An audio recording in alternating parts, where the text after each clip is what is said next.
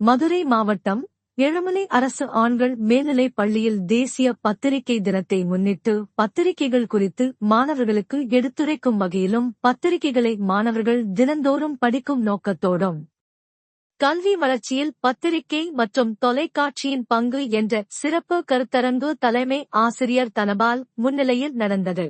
இந்த கருத்தரங்கில் தலைமை விருந்தினராக திண்டுக்கல் காந்திகிராம கிராமிய நிகழ்நிலை பல்கலைக்கழக அரசியல் அறிவியல் மற்றும் வளர்ச்சி நிர்வாகவியல் துறை முன்னாள் பேராசிரியர் பழனித்துரை கலந்து கொண்டு பத்திரிகையும் தொலைக்காட்சியும் எவ்வாறு கல்வி வளர்ச்சியில் உதவி செய்கிறது என்று விரிவாக பேசினார்.